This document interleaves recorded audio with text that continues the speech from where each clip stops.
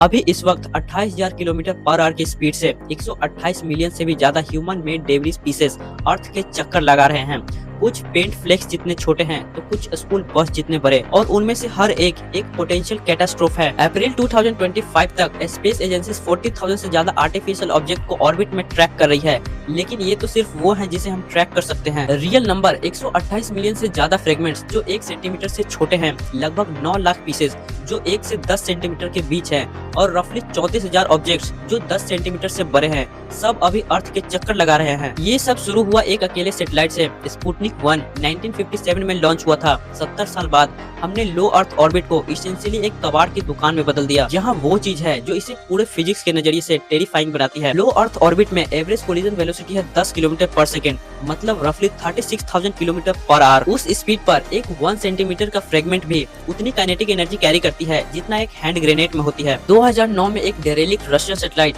Cosmos 2251 एक operational iridium 33 से 11.7 kilometre पर सेकंड की क्लोजिंग स्पीड से टकराया। दोनों सैटेलाइट कंप्लीटली डिस्ट्रॉय हो गए, हजारों नए फ्रेगमेंट जनरेट करते हुए। हर एक फ्रेगमेंट एक नया प्रोजेक्टाइल बन जाता है, हर एक प्रोजेक्टाइल एक नया कोलिजन का रिस्क क्रिएट करता है।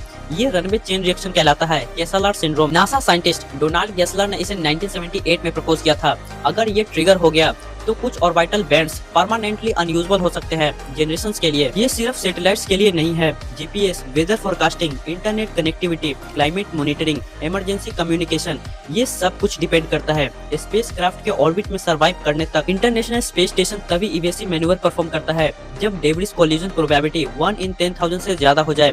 2019 तक उसने 1400 से ज्यादा कंफर्म मीटियोरॉइड्स और डेब्रिस इंपैक्ट रिकॉर्ड किए थे। 2007 में चाइना का anti satellite weapon test history का single largest debris generating event एक ही पल में 1 मिलियन से ज्यादा ट्रैकेबल और अनट्रैकेबल फ्रेगमेंट्स क्रिएट कर दिए। 850 किलोमीटर की एल्टीट्यूड पे जहां एटमॉस्फेरिक ड्रैग नेग्लिजिबल है, वो डेब्रिस नेचुरली डिके होने में डिकेड्स लेगी। साइंटिस्ट सॉल्यूशन पे काम कर रहे हैं। Laser broom, electromagnetic tether, robotic captures mission. ESA की क्लियर स्पेस 1 जो 2026 में लॉन्च होगी, एक सिंगल सैटेलाइट को फिजिकली रिट्रीव और डीऑर्बिट करने का एम रखती है। प्रोजेक्ट कॉस्ट 120 मिलियन यूरो, एक सैटेलाइट 120 मिलियन यूरो। असली बैरियर टेक्नोलॉजी नहीं है, ये है इकोनॉमिक्स, इंटरनेशनल लॉ और ये फैक्ट कि जैसे एटमॉस्फेयर क्लाइमेट पॉलिसी से पहले था, एक ऐसा कॉमन्स है जिसपे किसी का ओनरशिप नहीं है और सब लोग पॉल्यूट कर रहे हैं। हमने स्पेस तक पहुंचने में 1 सेंचुरी से भी कम वक्त लिया। अब सवाल यह है कि क्या हम इसे प्रोटेक्ट कर पाएंगे इससे पहले कि केसलर का थ्योरेटिकल कैस्केड हमारी रियल रियलिटी बन जाए।